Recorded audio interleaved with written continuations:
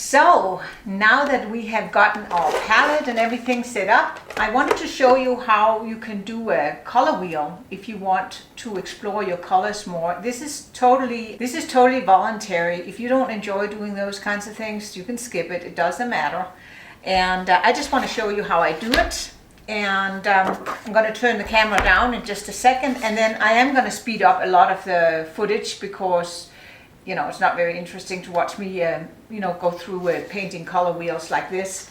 But you can see I do a lot of them because I find them really, really helpful. And what I'm going to do today is I'm going to show you how to do a CMYK color wheel, where we use the colors that we find in our printers. Or something close to it. And I'm also going to do a traditional color wheel, how I used to do it, and that's a more traditional colors. The French ultramarine blue, the quinacridone coral, and then my transparent yellow. First I'm going to do the CMYK, which is going to be my permanent rose, cyan blue, or the phthalo blue green shade, and then the transparent yellow. But you'll see as we go along. Let's turn the camera down so that you can see what I'm doing, and follow along if you want to, or you can have it playing in the background. And I find that these exercises are actually excellent for when I have days where I want to get into my studio, I want to do some painting, I'm completely uninspired, and it's a way for me to then at least get my brushes wet, get some paint on paper. And by the time I have finished my color wheel, or I'm maybe in the middle of it, I get inspired and I want to paint something. So maybe that'll happen for you too. So that's just a tip from me to you, and let's get started. So here you can see I've gathered my materials. Of course I have my palette, and I have a Arches block of square watercolor paper. It's 8 by 8. Or 20 centimeters by 20 centimeters. And you don't have to have that. You can also just use a scrap piece of watercolor paper, whatever you have, or you can do it in a rectangle, not in a square like this. And I have this that I use to do my circle, but if you don't have that, you can use anything round that you can find around the house that is about the right size, and you can do whatever size you want. And then I use this one here to do my circles here out in the corners, and that's just because I like to utilize as much of the paper as I can, and I'll show you what I use them for. But anyway, you can set it up however you like to set it up. You want 12 slices of pie, so to speak, and so that's 30 degrees out here. You want to have the complementary colors line up across from each other. That's really the main thing. So this one's going to be my C for cyan, M for magenta, Y, CMYK. Gosh, I get these letters screwed up all the time. Palette. The K stands for black, from what I understand. Okay, so cyan, so that's our primary blue cyan, or it's phthalo blue green shade, and the number of that blue is PB15:3. So it's phthalo blue. And the M magenta, I'm not really using magenta, I'm using permanent rose, so it's not quite as purpley as a magenta. And then the Y, I'm going to use my transparent yellow, no surprise there. And K, I'm not going to use black because we get the black from mixing those three primary colors. That's part of the whole idea. And so we're going to place our primary colors with 3 empty spaces between them. So let's start with that. And I'm just going to do it really, I'm just going to film it and I'm going to speed it up. When I do the first one, I'll show you how I like to do it. But of course, this is just my method. You can have your own method if you don't like my method. I like to have them full strength out here, and then water it down so that I get the gradation of the color. I always try to get as much information as possible in when I do these charts. Here's one I did. You can see at full strength, and then I water it down, okay? Let me just get my colors prepped, and then we'll get painting. So I got my colors mixed up in puddles, so I got 2 puddles of each color. My primary blue cyan, or phthalo blue green shade, whichever one. you have, and my permanent rose, and you can also use quinacridone rose. They're very similar. And then my transparent yellow. And so that's my 3 primary colors. And then I'm going to use some masking tape, and you don't have to do that.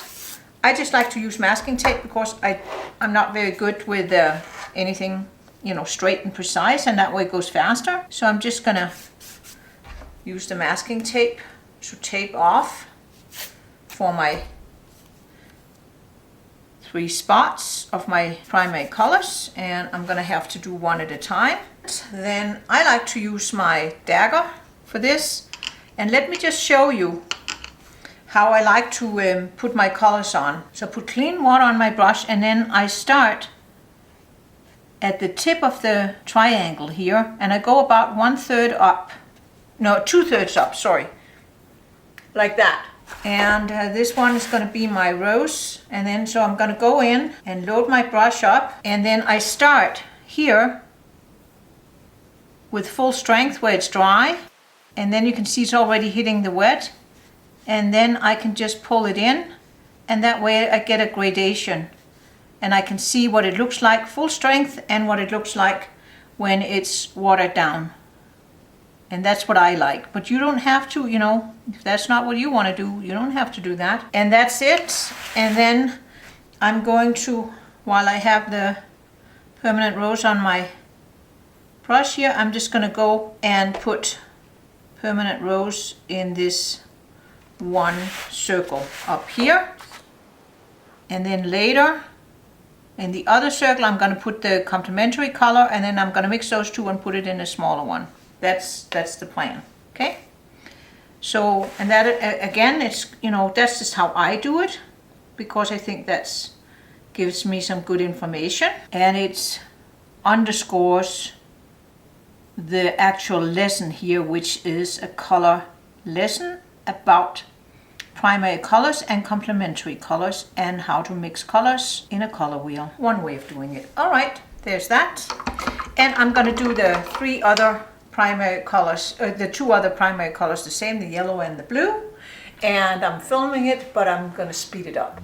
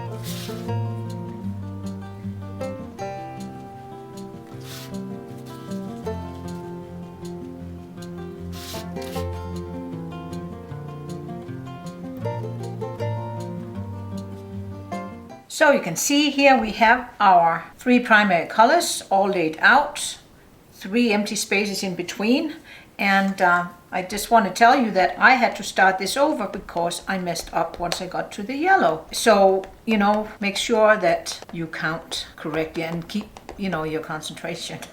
Because it's, I don't know, I mean, you should think so many color wheels as I've made, you should think I wouldn't screw it up, but there you go. Anyway, now we're ready to do the secondary colors in between, and we have to wait for everything to dry. So I'm gonna go make myself a cup of coffee, and then I will continue. All right, everything is dry, and I already masked out my first triangle there. That's from the permanent rose moving towards the transparent yellow. So that means that I am going to add a little bit of yellow to one of my red puddles. So here's some yellow, and don't want to do too much because I have 3 stages. So a little bit of yellow, and here it's going to be in the middle. This one is going to be pretty much half. So that's going to be the orange, and then here it's going to be a yellow orange. So this is going to be, since we're doing it with the CMYK colors and it's a pink red we have, it's actually not really going to go orangey red. It's going to go more true red, and that is the exact reason why I think these 3 colors are really excellent colors to start out with. If you only want to have 3 colors, or you can only afford to buy 3 colors, these 3 colors would be ideal because I think they have the largest range, so to speak, the most mixing possibilities. So let's put a little bit of yellow in our pink over here. And now I forgot that I need to put some water in. So I'm just going to do that with another brush. Do the exact same as we did when it was just a primary color alone. So this is a permanent rose with a little bit of transparent yellow in. So it's now actually, can you see? You can make a true red. And that's really, to me, that was a big discovery for me, that was a possibility. So that way, you have your pink, and then you put a little bit of your yellow in, and voila, there you have a red. So that's brilliant, I think, personally. And then the rest of them, it's going to be the same. So once that's dry, we're going to put a little bit more yellow in so we get more of an orange. And then we're going to put even more yellow in as we're moving closer to the yellow. And we get like a yellow orange. And that's the whole idea here. Now, I'm going to let that dry. And the rest of them, I'm going to just speed it up, because it's the same principle. And so here you also have to kind of think, keep your head straight, so to speak, because I have certainly messed up in the past, doing the wrong thing. So here I just like to stay with one color. So I started with the permanent rose, put a little bit of the yellow in because that's the direction I'm moving. And then I'm going to put a little bit more yellow in that mixture there. And I'm going to get an orange, and then once that's dry, I'm going to put even more yellow in, and I'm going to get like a warm yellow or a yellowy orange. So that's how that's going to work.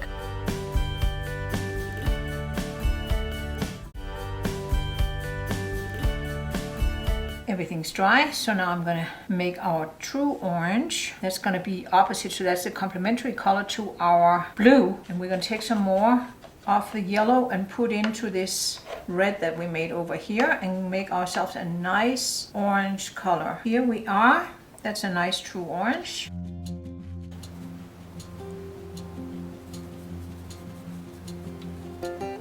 Right opposite our blue. Put a little bit more in here, the full strength. And then I want to put the complementary color to blue up here in this circle.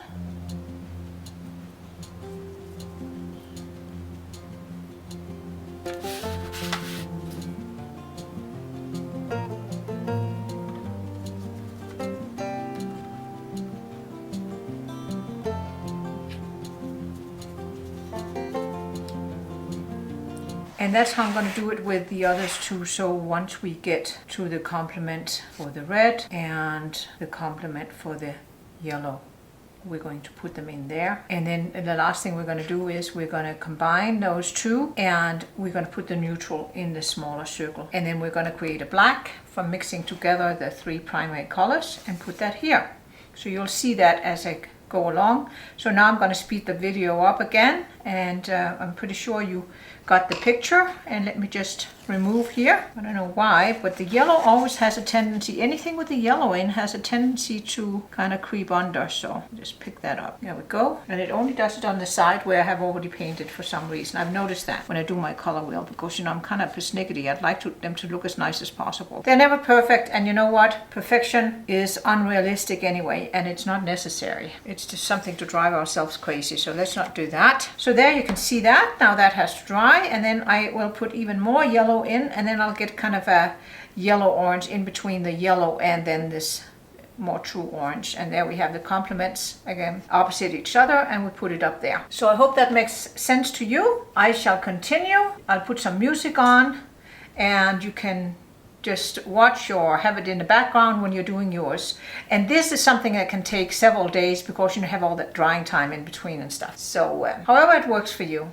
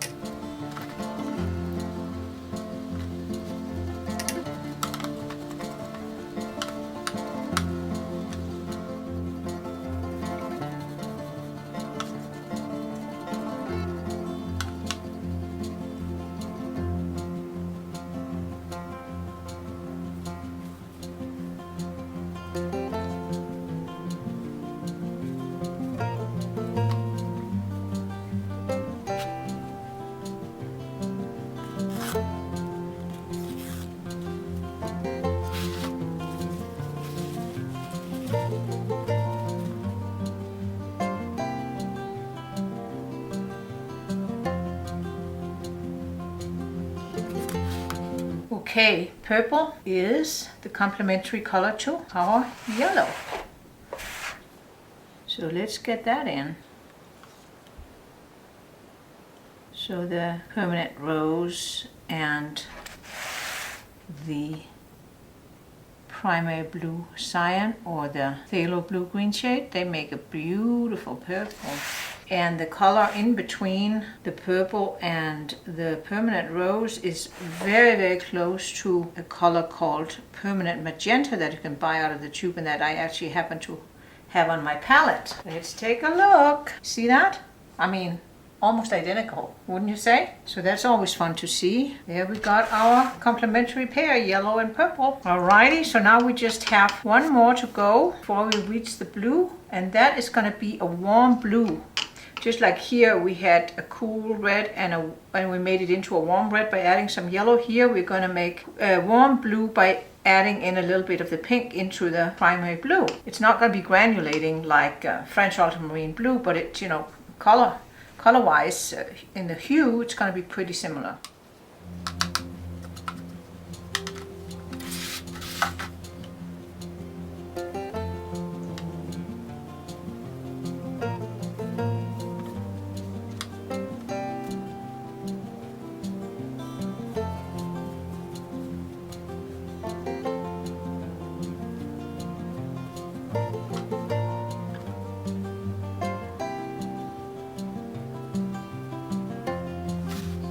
So you can see here, the last one of the blues.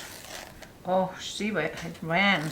That was not so good, but I can pick it up while it's still damp. But anyway, what I wanted to say here was that is pretty close to a true blue. It's a good dark sky blue, and of course you can vary it with all sorts of, you know, tweaks. So now we just have our greens left here. So let's get going on that. And I'm just going to take a very, very little bit of the blue in here, and that's going to give me a very light springy green. It's going to be like green gold, which is a color you can buy.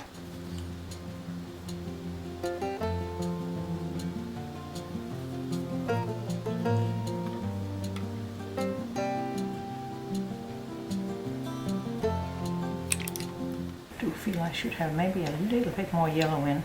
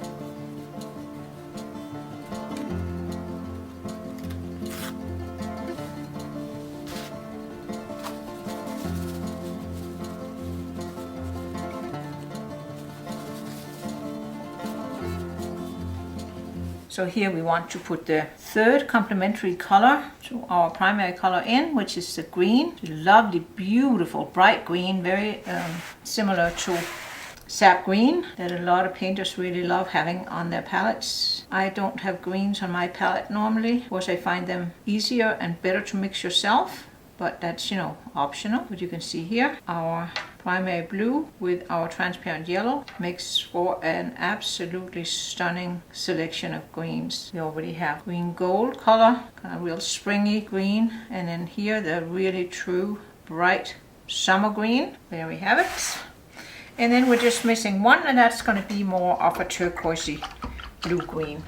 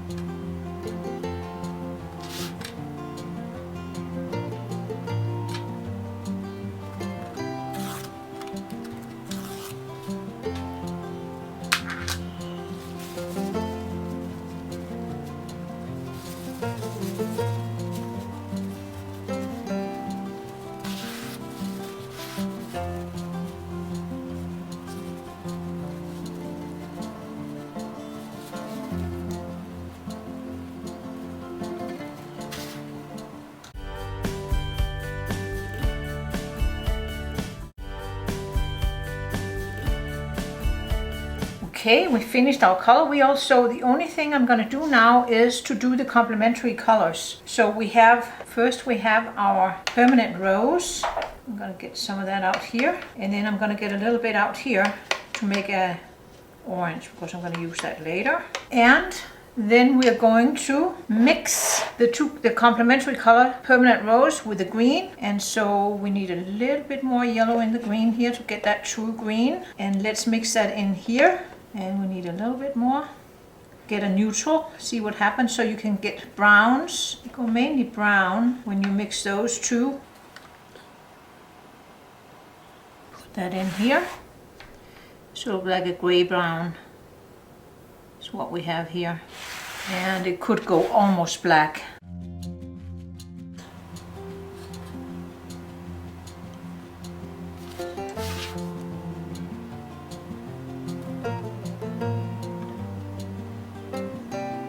There we go, it's pretty good. So the next is we have our orange, which I mixed there, and then we have our blue, primary blue, so they're complements. So be careful with the blue, whether you're using phthalo blue or if you're using the cyan, because it's a very strong color.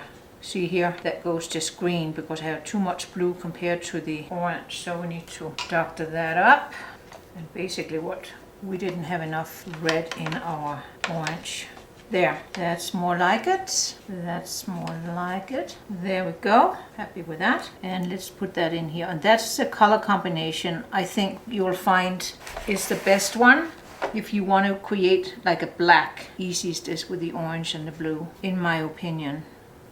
You can also get some, then you put more water in, you get some lovely grays. Actually, I should probably put a little bit of water in here just so we can see the tone when it dries.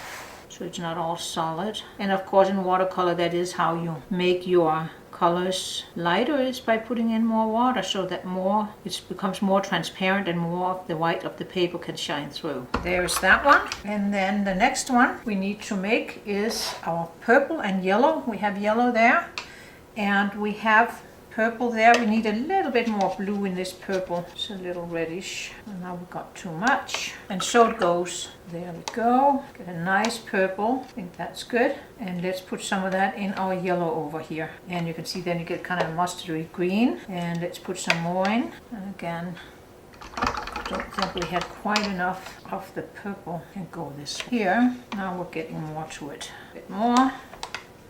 There. I think that's about the neutral we can get with that one. And that comes over here.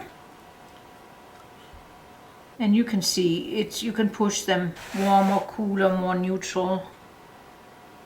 depending on how much of the primary and how much of the complementary color you put in. But this is also a very nice neutral.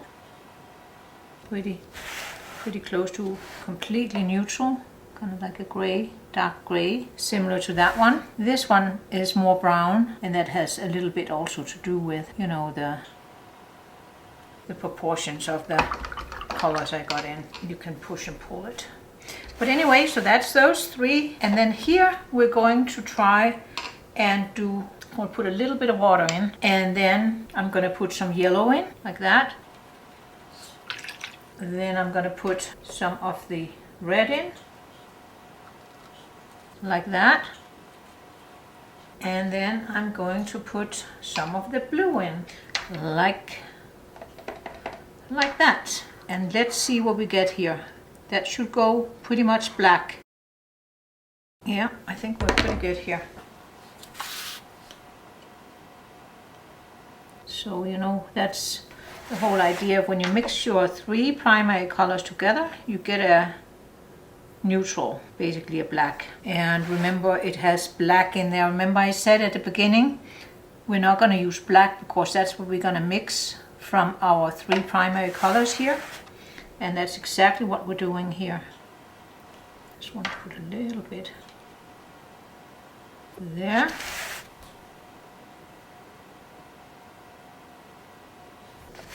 And you just have to tweak the colors a little bit because they don't have equal staining power. The blue is probably the strongest, and yellow is also very strong, but it's a very light color. There, I think that's good. We can let it dry, and then we can take a final look. So that completes our CMYK color wheel. And then we're going to go to the next one, which is another color wheel lesson. And you can skip it if you're over color wheels. You don't have to do it. But we are going to do this one where we are going to use our French ultramarine instead of the primary blue cyan or the phthalo blue. And then we're going to use our quinacridone coral, which is more of a true red. And then we're going to compare the two color wheels in a final wrap up. Take a deep breath. And let's get going on our next color wheel, which is the more traditional style color wheel that I used to do in the past. But I do like the CMYK colors better if you only have three colors. If you are starting out and you're only wanting to invest in three primary colors, I would go with the ones in the CMYK. But we'll talk about that later. Let's get to our next color wheel.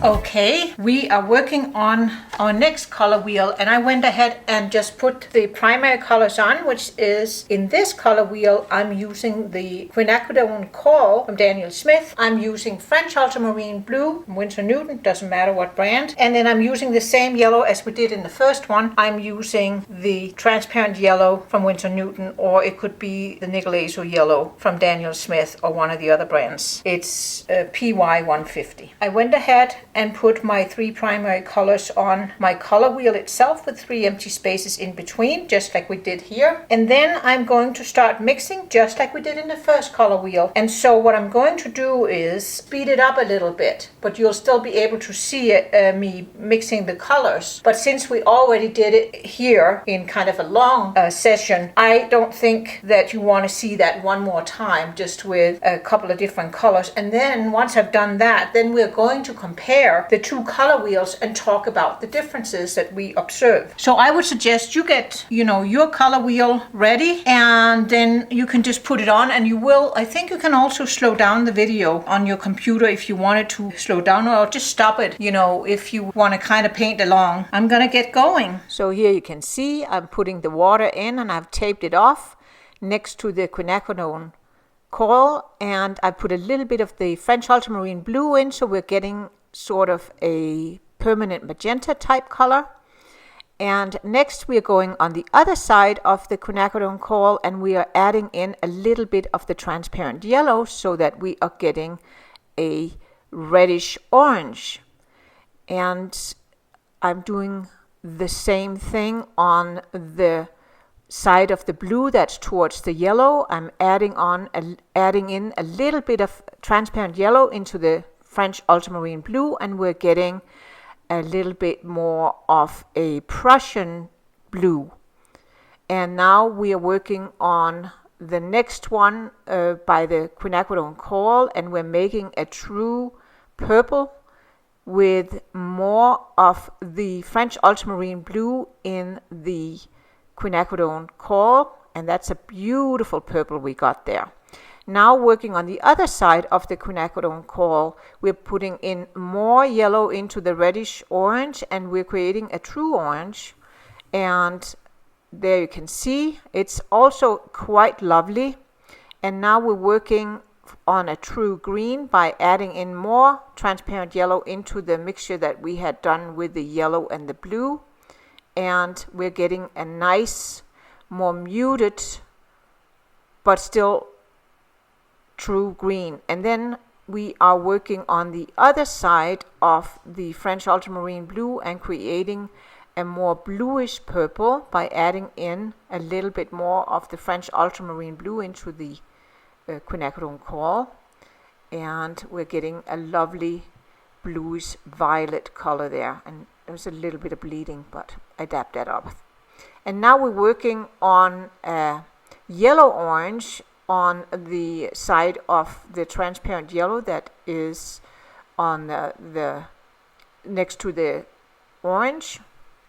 And finally we're going to work on the little circles, and we're putting that true orange next to the blue, so we have the complementary set there.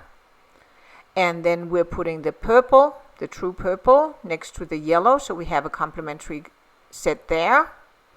And then finally we are going to get that true green that we got with the transparent yellow and the French ultramarine blue, and we put that next to the red, so we have our three complementary color sets. And now we're mixing the complementary colors together for our neutrals. So you can see I did it with the orange and the blue, and here I'm doing it with the red and the green. And then finally I'm going to do it with the purple and the yellow. And that's how we create our neutrals. And then I am going to do the last color in between the yellow and the blue, and so that will be a yellowish green. And you can see it's quite muted because our French ultramarine blue is a warm blue, so it is leaning a little bit towards the red side, so that's why our greens are not quite as bright. And now here finally we're mixing all three primary colors together in the middle there of my palette, and we're putting it in that big circle so we get a neutral or almost black out of those three colors.